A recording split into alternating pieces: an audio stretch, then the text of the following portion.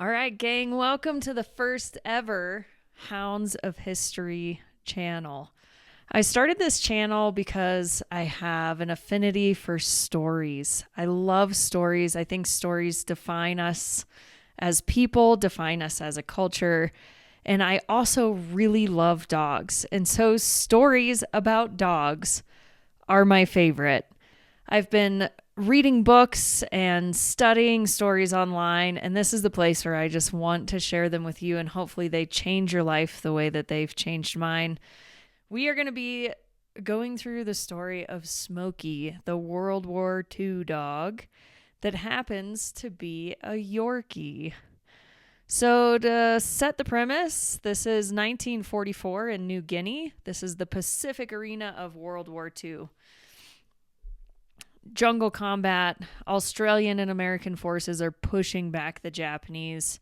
It's pretty intense battle. It's a jungle battle. I don't know about you guys, but in studying these war dog stories, I am learning so much about World War II that I didn't know. Growing up, we always learned about the Nazis, the Germans. Didn't hear much about the Japanese or Pacific arena, so I'm really glad that I got to study some of this because I'm learning so much more than I ever knew before. So one day, this soldier, Ed Downey, is taking a cruise in his Willie's Jeep gang, and his Jeep breaks down. It's kind of a sticky situation because you're in the jungle, you're all alone, your Jeep's broken down, you're in enemy territory. Could be a super dangerous situation. So hops out of the Jeep, pops the hood, and checking things out, trying to figure out what's wrong, see if he can get moving again. And he hears something in the jungle. So he draws his pistol. He's creeping up into the jungle. And lo and behold, he finds this foxhole. And inside this foxhole is this tiny little 4-pound, 7-inch Yorkshire Terrier, which is really bizarre because this dog is extremely out of place. Now, there were dogs in New Guinea, but not Yorkies. Yorkies were really out of place. So how in the hell did this little dog end up in this foxhole? So Ed gets back to camp with this tiny little dog.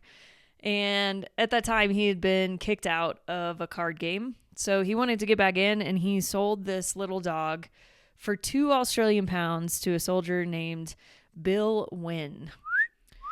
Bill was a corporal, a 22-year-old photographer from Cleveland, Ohio. Now, the camp that they were in was definitely like a photo recon camp. These guys were going up in planes, taking photos of enemy territory, getting that intel. Bill Wynn absolutely fell in love with this tiny little dog. They became inseparable.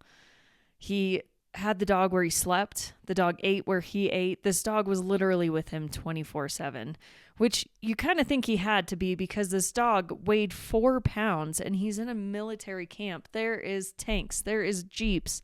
There is machine guns. There's airplanes taking off. You have got to keep this dog close to you, which is an amazing feat of stewardship in itself for the situation that this pair found themselves in. Regardless, they became inseparable. Bill began teaching this little dog, who he aptly named Smoky, teaching this dog like over 200 tricks. This dog knew all of your basic tricks, down, roll over, stay, the whole 9 yards, but then also taught Smoky how to walk a tightrope blindfolded, drive a scooter, push a cart. Smoky even knew how to spell her name with like cutout letters that Bill had made for her.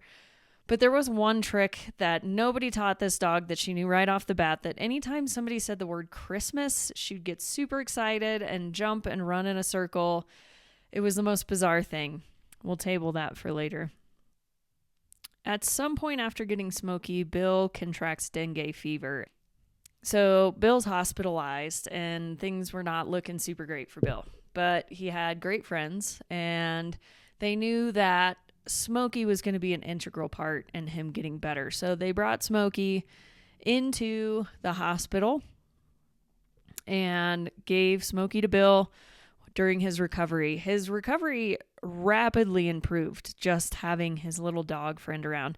Not only Bill's, but the entire hospital ward ended up improving in their conditions. So the hospital warden, the guy in charge of the whole hospital, mandated that Smoky stay there until Bill got better. This dog really had some special skills. This actually launched Smoky's role as the first documented therapy dog. The very first. Smoky was pivotal in the understanding of the importance for dogs in healing and therapy. Bill and Smoky ran with that. Bill recognized Smoky's wonderful talent and ability and gift, and so they started visiting hospitals. And between 1944 and 1947, they visited 12 to 15 hospitals and over 1,500 soldiers. They visited hospitals in Australia, the Philippines, Korea. These guys were a touring therapy show. They'd go into these hospitals. Smoky would perform all of her tricks. People would laugh. People would enjoy it. And then Smoky would offer comfort. She'd get to be pet by the soldiers. It was speeding up recovery in these crazy dark times of war. Smoky not only endured harsh jungle conditions, but she participated in 12 combat missions. The soldiers recognized her keen sense and ability to detect enemy combatants long before they could. Planes, people on foot. She's even known to grab people by the ankle, an ankle biter in the best sense, and drag them out of harm's way. This little 4-pound dog grabbing people by the ankle, these huge men, and dragging them out of harm's way. She fearlessly faced machine gun fire, enemy skies, parachuting into combat zones. Her biggest feat, however, was the Lingayen Gulf airstrip feat. So the Allies captured this airstrip, the Lingayen Gulf airstrip, and they had to run a new telegraph line underneath the airstrip. Well, this is not an easy task in the height of war because an airstrip is pretty open. And in order to dig a trench and lay the telegraph line, it would take about 250 men in a couple of days. Very, very risky. However, there was a 8-inch culvert buried underneath the airstrip already. It was a little filled up with silt and sand and debris. And they weren't exactly sure how they were going to do it until Smoky and Bill stepped in. Bill suggested that Smoky run underneath the culvert, be sent through the culvert with a string tied to her collar, so that once she got to the other side, tie the telegraph line to that string and pull it back through. This wasn't super easy. Smoky had to dig through sand and mud and muck to get to the other side, but Bill was there calling her on. At one point, she kind of got stuck and turned around, and everybody was super worried, but she made it through. And that feat in itself probably saved 250 lives. And then also the missions going in and out of that airstrip were able to continue during this process. And this little 4-pound dog was incredible. So the war ended in 1945, and Bill is preparing to go home. And of course he wants to take Smoky. This dog has been by his side for years now, through so much. He's taking this dog home. But there's some problems in that because Smoky was considered Bill's personal pet, not military personnel. And there were restrictions on bringing personal pets home. So what does Bill do? Leave her behind? Hell no. He stows her away in a modified oxygen mask case. She was tiny, super easy to stow away. There's some other stories that I've read that was much more difficult to get the dogs back on the boat on the way home. Cannot wait to share those with you. But Smoky was easy. Stuffs her in a bag, which is what she was used to. But not long after the journey started, Smoky gets discovered. And the captain's pissed. This is totally against regulation. But Bill is a smart man, and he was also a photographer. So he had tons of photos of Smoky's missions and her accomplishments. He also had the letter from the Red Cross thanking her for her service, and also the Best Mascot Award that she was awarded. Ship's captain and Bill signed a document saying that she was cleared to be on board. Bill and Smoky arrive back home. And once they get back home, Smoky is awarded a Purple Cross for saving lives and 8 battle stars for 12 combat missions, and she survived 150 air raids. You gotta just take a minute and appreciate the fact that this 4-pound dog not only accomplished that, but stayed safe during all of that. There was no injuries reported to Smoky. Bill was an incredible steward of this dog, keeping her safe and away from harm during 150 air raids and 12 combat missions. Absolutely phenomenal. Once Bill and Smoky got home, her stories kind of gained attention via newspaper articles in their small little town. And in 1946, Wynn and his new wife, Margie, honeymooned in Hollywood in hopes to launch Smoky's show business career. That did not take off. However, back in Cleveland, a new TV show aired called Castles in the Air. There was 42 episodes, and in each episode, Smoky would come out and perform tricks, and in not any one episode did she ever repeat a trick. As much as Bill wanted his dog to be famous and in Hollywood, he did not give up on her special gift and talent. Bill and Smoky ended up touring around visiting veterans hospitals, schools, orphanages, nursing homes, as well as the Cleveland Zoo. They aided in comforting soldiers suffering from PTSD, physical trauma, and emotional trauma, and children without fathers or mothers, and people dying in hospitals. They started touring around, and Smoky became just a wonderful asset to people that were in need of healing and joy. And in so doing, he also aided in the re-rise of the popularity of the breed. Smoky died February 21st, 1957 at 14 years old. Bill buried her in a World War II .30 caliber ammo box in Cleveland's Rocky River Reservation in Lakewood, Ohio.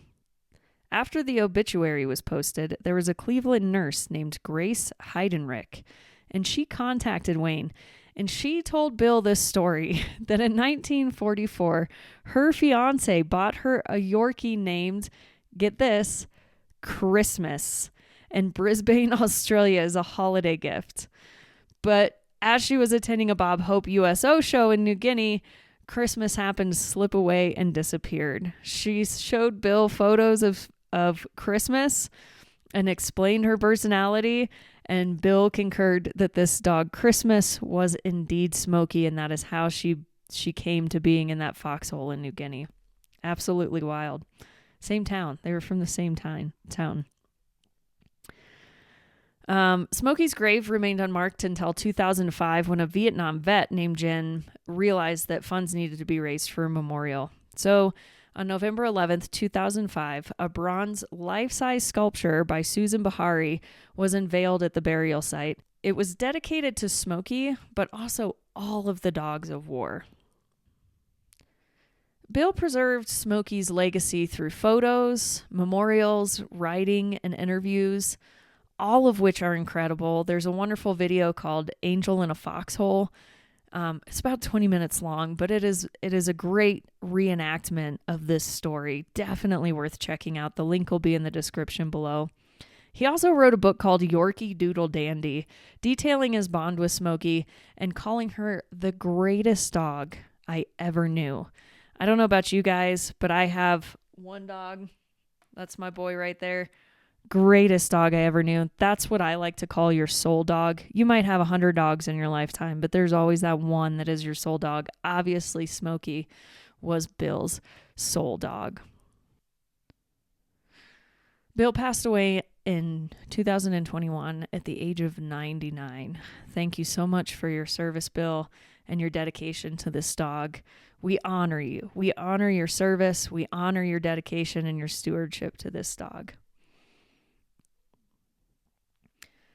This story is incredible to me, one, because of this dog's size and the arena in which she served. I love war dogs. I spent so much time listening to my grandfather's stories about World War II. I'm absolutely fascinated by not just the human condition of going to war, but the things that come out of it. It's brutal. It's devastating. It's full of sorrow. And in those moments, we find humans that are selfless and humans that are caring and kind. And then this little gem that we find, these dogs, these animals that come in and not only protect and serve alongside with their mates, but they also bring joy. I love the story of Smoky because she was able to bring, as small as she was, the brightest light into places like hospitals Wartime hospitals were ugly, and here comes this little dog performing tricks and cuddling with soldiers. Y'all, can you imagine these big-ass hardened soldiers holding this little 4-pound Yorkie and just loving her? Gosh, they loved her. There's a couple of things that this story brings to my mind. There's the saying, a joyful, cheerful heart brings healing to both body and soul. And how true is that? We can attribute the current situation for therapy dogs in part to Smoky, who was the first one that officially was granted access into a hospital, and people saw the effects that she had. She brought healing to these people with her joy and cheer. It's an incredible thing coming out of Proverbs that Smoky just totally embodies. Also, the reason to fight for joy. We all get so overwhelmed. We all get so burdened. Life is very distracting. Life is very noisy. And I'm sure these boys in the middle of the Pacific arena in World War II could absolutely relate to that. But they fought for joy. They fought for Smoky to keep her safe and bring her home because she was joy. She embodied joy. That's precious. That is an absolutely precious thing to fight for joy. And I do believe that we need to have a little bit more in that. I find so much with my clients that when we're training becomes so serious. Man, we really have to check these boxes. We got to get that loose leash heel. We got to get all this stuff check. One of my biggest things that I think we need to remember to check is have fun. You have permission to be silly. You have permission to walk a tightrope in a blindfold and ride a scooter and jump in circles for Christmas. We have to remember to fight for joy. Dogs thrive on joy. They love joy. They love to play. And I think as humans, we kind of forget that. We tend to take things serious. So that's my takeaway from this story with Smoky is that a joyful, cheerful heart does bring healing to both body and soul. I know I've experienced that many times with my dogs when I'm feeling down, when I'm feeling broken. These guys come in with a wagging tail and a smile on their face, and they can just flip the mood. We can do that too. I want to encourage everybody. It's not just dogs. Let's enjoy our dogs in that aspect, but we can do that for each other too. And also to protect joy. It is a precious, precious thing. Smoky was a precious dog. Bill was a precious human being. You all are precious. If you guys know of any stories that I might not be able to find on the internet or have a lead on a great story, whether it's a past dog or a semi-present dog, these dogs are making history all the time. Please drop a comment below and let me know what story you know of or any leads that you have so we can cover those stories. They're absolutely incredible. And I look forward to seeing you guys next time. Have a great day. Take joy.